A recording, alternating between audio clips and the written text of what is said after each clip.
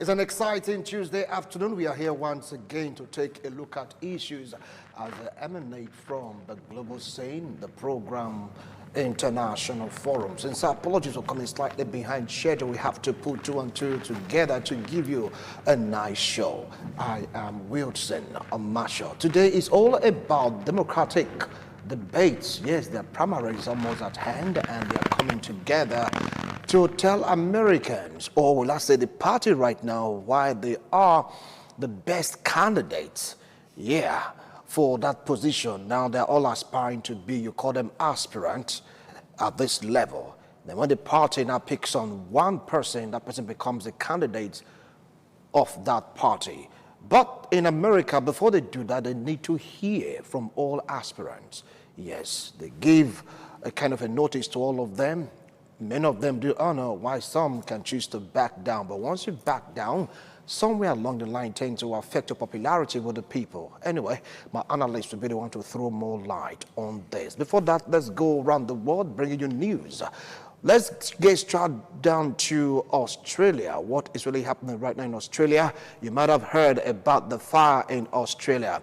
Thank God for the rain. Thank God for the storm. Though there's nothing, how would I put it now, so happy about a storm. But when you see fire, whatever it takes for you to put out that fire, you just have to thank God for it. The fire in Australia is devastating. Now, despite the fact that the storm came, it wreaked havoc also and damage to some part of Australia. Fire on one end, water on the other end, and still the storm wasn't enough to put out the fire. The fire is still raging. They're trying to put it under control. Lots of lives, talking about animals, talking about some humans also losing their lives, yes, and wanton destruction of properties. Now that is truly a big blow to that country. Our heart goes out to them. Let's see when and how they can really put this fire under control. Let's move straight down to the UK. What is going on right now with Harry and Meghan? They choose to pull out of what you call the golden spoon, or what you want to refer to as the silver spoon. They said, look, we can take care of ourselves. We wouldn't want to like burden the monarchy with upkeep. So let's do it on our own, but we still like to serve the Queen in our capacity. You know, there's been so many controversy between the marriage of Harry and Meghan. Well, I think it's going to be a thing of the past, but it became worse to the extent that this wonderful couple took a hard decision. Yeah. They just want to be on their own. They want to be left alone. But they try to do it amicably, but it's not really going down too well with so many citizens of UK.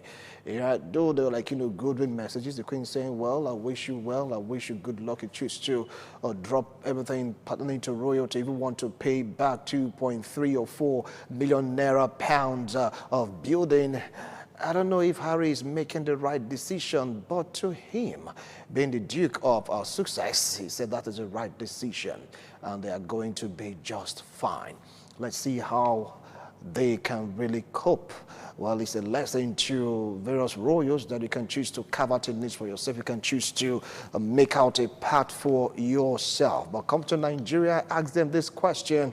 You're going to hear various divergent views on this matter.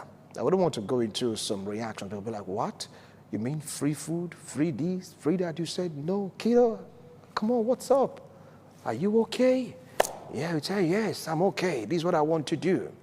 Sticking to his wife. Now let's leave that. Let's move straight down to what is happening right now in China. If you're going to China, you have to be very, very careful. They call it China coronavirus.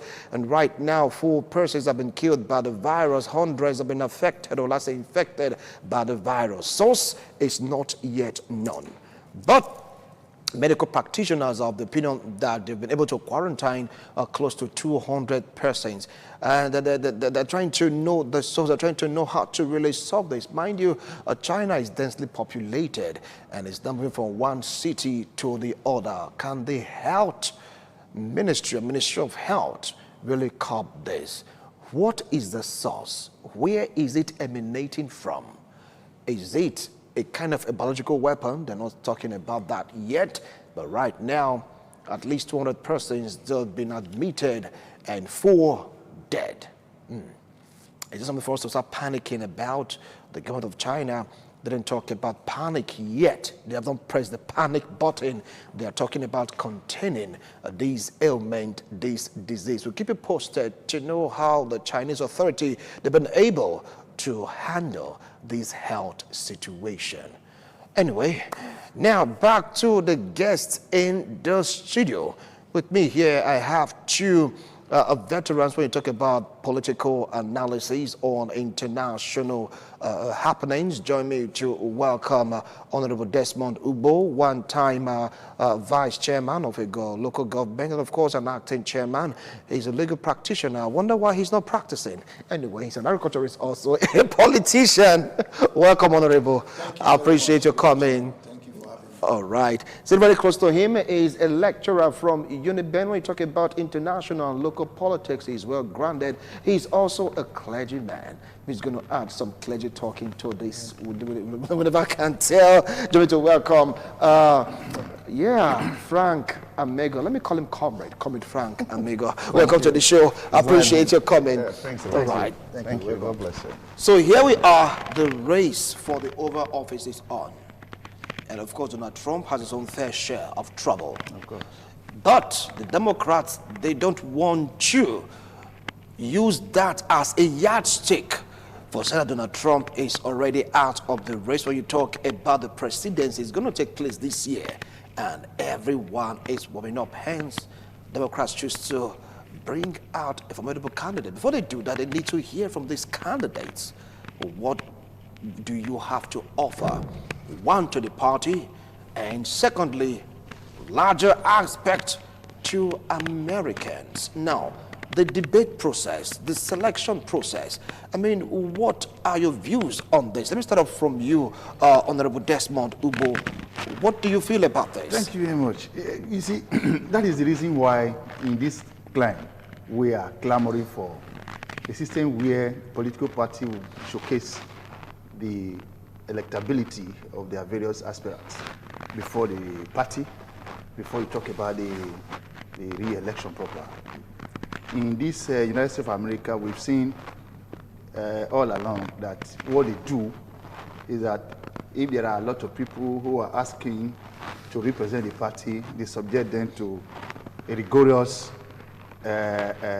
debate where they will look at their quality, their electability questions at the debate, at least to test their qualification in the areas of all on the economic sectors, the health, education, name it, and every other human endeavor. They question them, ask to sort their opinion on how they are going to govern the people when it comes to the election proper. That's what is lacking in this crime, in this part of the world. That a political party should be supreme by way of ensuring that they have their own manifesto, a clear-cut ideology that party members or attending aspirants will key into. Let them tell the party, first and foremost, what will you do when, peradventure, the United States of America is having a war in the say, for example, in Iraq, Iran, Kuwait, and the rest of them. Let us have their take. And individually, they submit their concept, what they tend to do, how they tend to curb the problems and all that. And if it is not in tandem with the party ideology, then such a person will have such problems as to how electable they are under the party platform. Now, we've seen that the first time in the history was when Hillary Clinton was nominated as a presidential candidate of the Democrats. The first time in history. One was expecting that, being that Obama was from the Democrats, and that Hillary Clinton will easily clinch and become the president of the United States of America. But the reverse was the case. That borders on the question whether the America have accepted the issue of women becoming the president of the United States of America. So, and that was the question that is begging for an answer within the Democratic aspirants. That is woman acceptable by the United States of America? Those are certain things they have to put into consideration when electing their flag bearer before meeting Donald Trump. They are aware that Donald Trump is another strong politician, another strong opponent that he tends to meet at the final election. But during the pre-primary processes, the party need to assemble all the aspirants. So long we have about 29 aspirants under the Democratic Party. And out of that 29, it's only 22 that has appeared at least once in the debates they've conducted so far, 2 times. And from these 22, we have also studied to find out that it's only 12 that are active major contenders. Others could be pretenders, I don't know. But what the Democrats are looking out for are those candidates that can flag the party's flag, that can flag the party's flag, that can hold on to the tenets and the ideology of the party. And one can easily just come to a conclusion to say, yes, this particular party is from Democrat, this is a Republican. So they have their own ideology. And that is what is lacking here. If a party cannot exercise supremacy by way of subjecting aspirants to electability questions as to how are they going to key into the party's ideology, how are they going to enforce the progressive tenets Matra so espoused during the electionary campaigns, and at the end of the day, the person just go there and begin to do another thing. Here you begin to see internal party squabble, party implosion. So what is germane in such a campaign, and the lessons emerging democracy should learn, is that democracy should not be anchored on election alone. Democracy should be focused on what goods do you have to deliver to the people. How are you able to ameliorate their plight? What is your message in the areas of education? What is your vision in the areas of health? What is your vision in the areas of environment? What is your vision in the areas of transparency governance? All right. All these are certain things that the government should extend and make it an institution for people to come and learn. So when you are subjecting debates, people to debates, you are asking them to tell you what they are up to. I think in recent the elections we have, for example, in Nigeria, people are afraid to go to debates. All right, I'll come back to you on that. The party should begin to encourage people to go into debate and tell the public what they can do and how electable they are before the public. All right, I will come back to you on many points you raised when you talk about comparing party debates and, of course, the number of candidates. Now, we have 22 of them. Okay. Out of the 22, we have some very top contenders. Like what I said, you don't know if others are like pretenders. Now, from all you've seen, do you think that, one, the number, isn't it too much for the Democrats as a party to handle? And number 2, do you think it's going to lead to in-house squabble? Well, it's the beauty of democracy, as far as I know. So the number is going down, as we have just agreed now.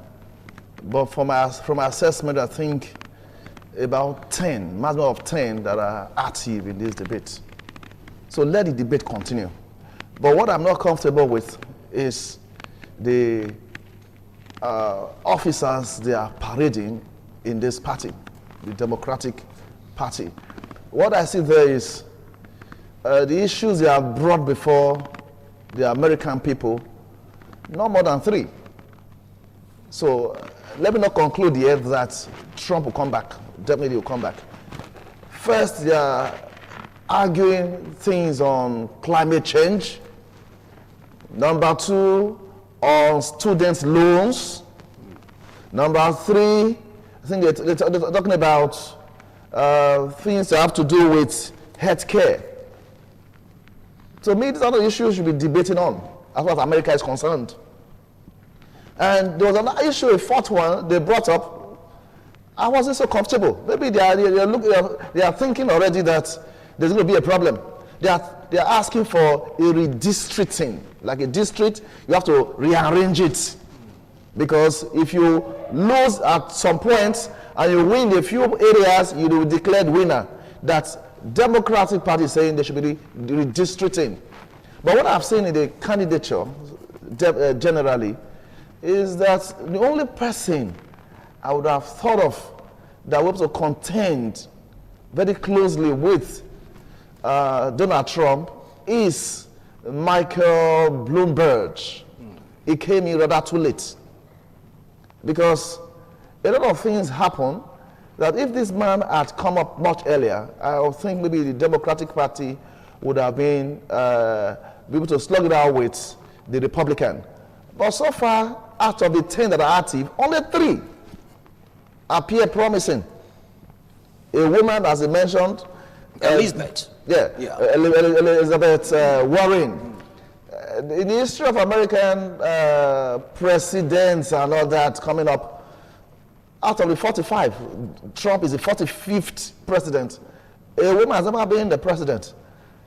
What I think, again, that she will not even get the nomination, she's too much on the left. And in American politics, the worst thing that should be at the center, not too much to the left. Trump is more to the right, and Americans, most of them love Trump. So back to the debate that is going on. There's a younger man that came up, about 38 years old, Pete, what's his name again?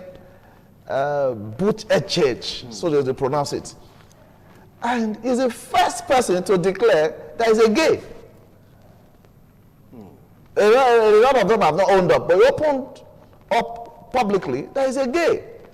And you look at his antecedents, he's just like a man in the Bible, sorry to embarrass your spiritual sensibilities. Just like the man called Naaman. It was this, it was that, and later on a negation came up that, but he was a leper. If you check his CV, very brilliant, and he is opening up to say he's a gay. So would Americans just openly vote for a gay? So what will the country now turn into? So I'm looking at the various candidates they are featuring. But out of all, I think Joe Biden is the most promising out of them all. Right. So that's the only person I think can really contend when it comes to the presidential elections proper later in the year. So I see the debate still going on. They're supposed to do 12. They have done 6, remaining 6, and the 6th one should be concluded by the 4th month of this year, which is April 2020. So let's see how the debate continues. From there, we'll be able to assess them better. Okay, now let's see how the debates will continue. We want to take a break. When we return, we'll talk more on the U.S. Democrats profiling. We have Joe Biden, we have also Sanders, we have Elizabeth. The list just goes on and on. But as it stands right now, it's like Joe Biden is the favorite. What about Bernie Sanders? Can anything upset the position of Joe Biden so that Bernie Sanders can come out tops? What about Elizabeth Warren? Lots and lots of them lined up, going in for that Oval Office if they're able to win the primaries of Democrats. We'll be right back. Do stay with us.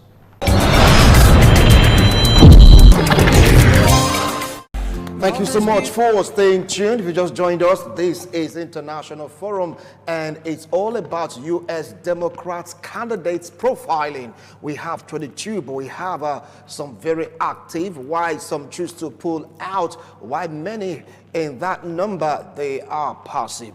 Now, let me come to you, Honorable Desmond Ubo. We talked about 22 of them coming together. Yes. At first, Elizabeth was leading the bunch until there was a scandal about her spending. Yeah. She was knocked down. We're talking about the profiling. Now we have a Bernie Sanders, and of course we have Joe Biden. Now, from your own analysis, who do you think is strong enough to really tackle the person of Donald Trump? What we should have at the back of our mind is that is America ready now to accept a woman as a president? That should also count. And looking at their performances so far in their debates and their responses to questions raised by the CNN, or rather the public, that is what is lacking in this climate, this country.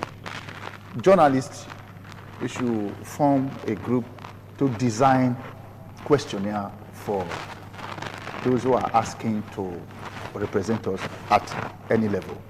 Because these journalists, they know the problems and they know the complaints of people, and they should articulate their complaints and put it into, they should profile it and use it to ask questions, so that once they come in, they should not stop at that. Whoever emerge, the journalists or the press now should also team up to be tracking them on their electionary promises. So Joe Biden is the favorite here, considering the antecedents and how far they have performed, and considering the fact that, yes, in that part of the world, I am not sure that a woman is ripe at this stage, at this time, to contend with Trump. Because look carefully that the Democrats are also considering the first 11 that is capable of dealing or winning Trump. So party are not just out to exercise their members, conducting debates, asking them questions that could reflect the party stance, their projections, their vision and mission for the country and all that. And at the end of the day, ending up on one particular person that cannot take them thus far. I think what is important is that we must learn from those who have advanced in their democratic practices. We must learn from them practically by ensuring that, firstly, party should be supreme. Party supremacy is what is at play now. If party is not supreme, any of these 29 aspirants can just begin to say that talk bar is no negotiable, that they have arrived, they have done this, they have done that. All these are certain things that they should think and reflect on. Party should set a template for them. Party should organize an in-house debate. Tell us what you can do, how far you've been able to project our party, how far you have been able to demonstrate that this party is second to none or is the best option. So all these are certain things that the party is mindful of. We are talking about party supremacy at play regarding the Democrats' debates. So if, as a people, we fail to assemble the best hands, because what I have come to realize in all of this is that in that advanced country, they are very hard to tell lies, because the people are also falling. One of the preconditions to qualify for even becoming an aspirant is that you must be sponsored by at least 200 people from 20 states in such a country before you can qualify to be an aspirant. That is the first step. Those 200 people must have been your sponsor, no matter how big and small the money is. That is a clear demonstration, because the party is also mindful of that if such a person, they have been accepted by so amount of persons and they are donating towards the dreams and aspirations of such person in line with their party manifesto, then we have a spread over there. Then you must also have demonstrated in the first debate that all your intent and purposes are in tandem with the party policies. Once that one is established, you qualify for the second debate. That is why you saw that the first debate had about 22 aspirants. And the second one could not even get up to that 22. So all these are certain criteria the party will set in place. Once you begin to see party setting standards for who will come and contest in their platform like this, party supremacy is at play. So we should learn how to key into party supremacy. any river that abandon the source, it will dry up naturally. All right. So if a tree decides to abandon the root, it will dry up. In this part of the world, we don't have independent candidacy. Talk less of anybody coming out to say that, yes, with my popularity, with my personal pedigree, with my personal relationship with people, I can win an election. But this, we have political party wherein the Constitution has so clearly stated that if you want to contest an election, you must be sponsored by a political party. Okay. So how can such a political party be seen to be supreme and having a barbarian, believing the fact that they begot a government if they don't exercise these powers? All right, I'll come back to you, Honorable Desmond, but it's like you have so much to say about this U.S. Democrats candidates profiling. Now, he talked about party supremacy. Yes. Is it about the party supremacy or the quality of aspirants? Well, thank God for United States of America. They are better developed in politics and mostly every other area of life. So the candidacy, not necessarily or completely having to do with party supremacy. Now you're going to have an existing government, the Republican, and you're just going there as a major opposition party. You must field the best candidate. But so far, the best candidate is likely going to be Joe Biden, because even financially, he want to raise so much money to ensure that they win this election against the Republican Party. So what I see there is the debate is going to help. But if you look at the profile of Joe was a former vice president. So technically, he knows what to do. The rest of them, the best, maybe are senators. So what I see there ultimately, even when the Democrats now decide to bring up Joe Biden, it will get to a point that the party will be very happy. Happy in the sense that there will be no better contender. As I earlier said in my opening statement, that a candidate I was watching out for came up rather very late. And now Michael Bloomberg, because I've read through his profile and I've discovered that he would have been a better person than Joe Biden. But now he came late, the whole light towards the getting nomination from the Democratic Party is pointing towards Joe Biden. So what I see there, this man is the best candidate so far. Those of them, about 22, 29 that came on board earlier on, saw the bearing supremacy, let me put it that way, of Joe. That's why they walked away. There's no point trying to fight. You're fighting somebody, and the person slams you on the floor, sits upon your chest, and you are on that there, and you are saying, come on. You don't say, come on, he'll finish you. So other contestants have discovered that instead of continuing with this debate, let's just stand aside and join some other persons that appear stronger. So the Democrats are relying on the best candidates. They would have done their in-house debates, certainly. You can't feed your players where you have not rehearsed or trained. So I'm sure what the party is doing now is we have all listened to the candidates, face the public. Let's have a public opinion over each candidate. I'm sure the leadership of the Democratic Party, they are beginning to see that very likely Joe will come up. And history has it. The Democratic Party is older than the Republican Party. And now the Republican Party is on top. Donald Trump is the 45th American president. And out of these 45, the Democratic Party have only had 15 presidents, while the Republican has so far with Donald Trump 19.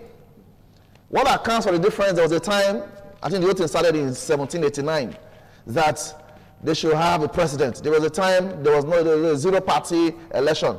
That will account for the difference. And there were other periods whereby we had some other parties. But so far between the Democratic Party and the Republicans tend to be on top, 19 against 15. So the Democratic Party will not compromise the candidacy of the next election that will come up sometime in August. So I see more of the best candidate coming up, not necessarily being in quote party faithful.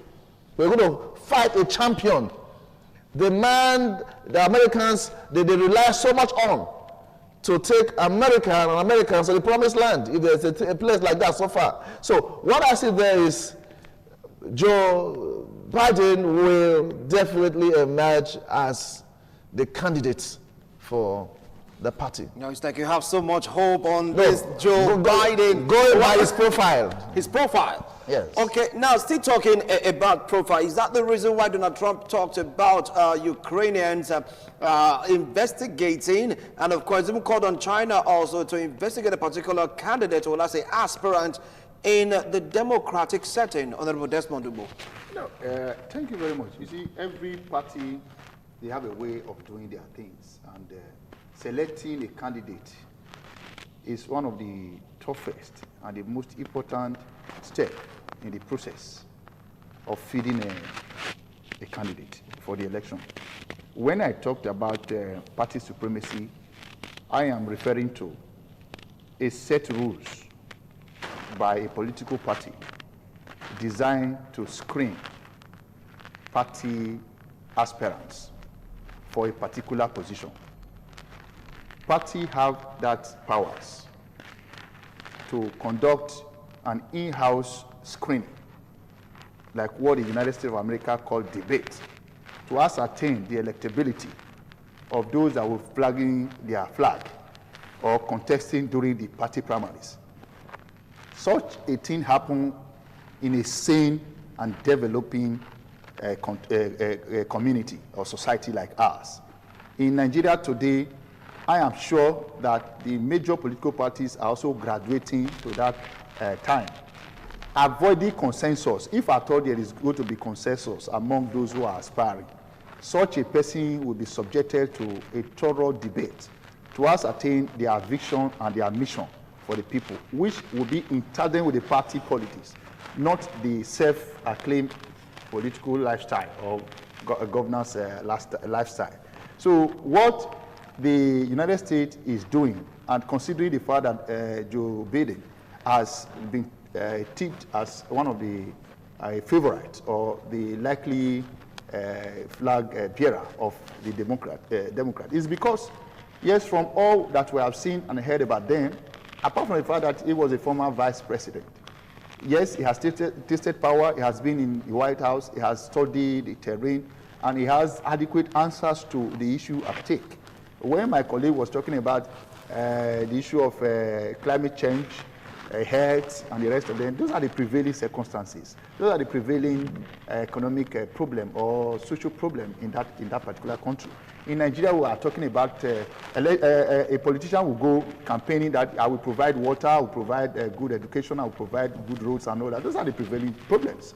So anywhere there is an election, I think they should talk about what the people are most likely to get as their demands. So parties should be able to organize themselves and to test run and find out from those who are aspiring to take over the party landscape to aspire for election, what they have at stake. So I think my take here is that developing countries like Nigeria should be able to learn a lot. There should be a package of parties going to learn how best to organize party aspirants, and that is what we are seeing here. So for me, I can't give it totally to Joe Biden because, you know, in that line, the way they think is different from the way we look at it here. If at all there is that not overwhelming acceptance of the women now, considering the fact that Hillary Clinton being the first female nominee to contest for that political position, weren't that lucky to win the election. And we have seen that whenever America is having an external aggression, they tend to come together and forge a common cause. Reason being that if you look at what happened when Donald Trump was almost impeached, or rather the impeachment process is in place, you saw when Soleimani was killed and Iran began to threaten, you saw Americans coming together, regardless of their political affiliation, and they tend to stand firm against that external aggression, and they are focused. So that is the level of political orientation and socialization that they have attained. In this climb, you see people dividing us across different lines, and that has given the need for party to go into proper training and enlightenment of their members with a view to sanitizing the system and giving to the public a clear-cut political ideology. In before the pre-60 era, we saw political party having clear-cut ideology. If you are in NCN, right, those days, you will know that, yes, there is a particular thing they do when they come to power. If you are in UNCP, there is one thing. If you are in our action group, all these are certain things that have eluded this country, that some political parties and those who are saddled with the responsibility of administrative party affairs are trying to engender. If there is, I'm hammering on party supremacy. If there is no party supremacy, how will the aspirants now subject themselves to the directive of the party to come and debate and tell us what they can do? Right. So I keep hammering party supremacy. In any clan where there is no party supremacy, you feed a goat, in quotes, sorry to speak.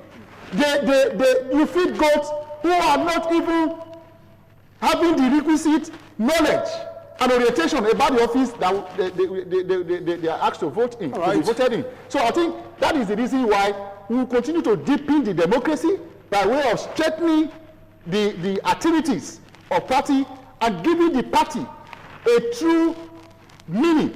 Because once you behave before the coming of a certain administration in this country, once you do certain things, they say you are from this political party.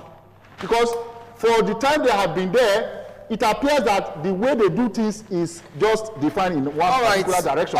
So if the party now begin to learn what is good, taking cognizance of the complaints of the people, the direction of the people, the plight of the people, and the economic situation with a view to ameliorating the plight, suggesting their solution to it, then the people can easily just bite the idea. Okay, thank you so much, Honorable Desmond Ubo. Now you keep talking about Joe Biden. What about Bernie Sanders? He's been there. We're talking about profiling of aspirants right now. Who will the Democrats sell to Americans so they can easily stand against whoever the Republicans want to tender to the Americans? What about Bernie Sanders? Republicans definitely will feud Donald Trump. Looking at the three of them, the two men and one woman, from the American history, never a time that a woman became president. And it's not this year that record will be created, maybe subsequently. So, talking about political ideology, party supremacy, Joe Biden will be a better person. Elizabeth Warren, too much to the left, no compromises. I will state here from American history that out of the 10 one-term presidents, but they couldn't do 2 terms, 1 term, more of them are from the Democrats. You don't just face a direction and you make up your mind, I must move from point A to point B. But that's what Trump is doing right now. It's like working for Trump. Yes, no, that's not exactly what he's doing. Trump is not just fixated to a point. He could move to the right, he can come to the center, but not just one-sidedly. Because the people you are leading are not thinking in that direction. So if you cannot expose yourself to different perspectives of life, then there's no point contesting.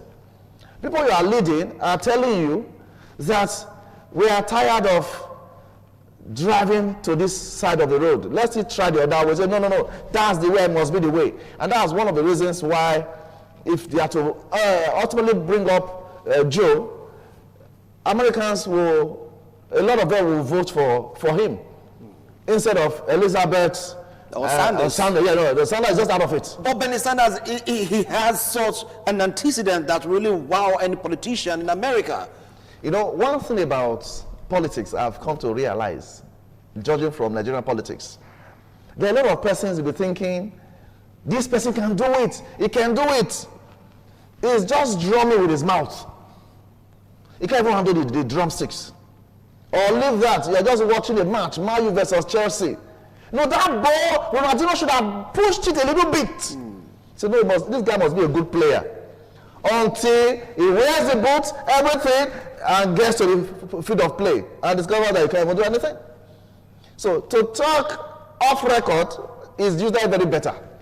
But if you place you like cameras are facing us now, anything you say now, everybody's listening to you. So that's the more reason why this our friend can be. He talks more than he can do. From the profile, I'm judging by the profile. And listening to them during the debates, he can't stand Joe Biden. He can't stand him. Wow. Experience, antecedents, he can't stand him. But the woman would American people accept her as their president? If the Democratic Party accepts that, can she stand Donald Trump? All right, thank you, gentlemen. I'm getting strong signal from our PD that our time is our PD presentation director. Now you know you're going to have 30 seconds each to summarize all points you've been given. Honorable Desmond Obo. Thank you. All right, I think 30 seconds. What we should talk about now is the party. What is their role in making sure that they present a sellable candidate during the election? Firstly, it's like they are doing to select their best by way of subjecting them to the rigors of party politics. All right. To the rigors of party politics. And of course, Comrade Frank Amigo, 30 seconds. 3 or 30 seconds. Yeah. In as much as from Nigeria fronting for Joe Biden, age may not be on his side. I don't think he's going to get through the rigors of campaigning and all that. 3 of them from Democratic Party, they're in their 70s. So that's a challenge I think the man might have. All right.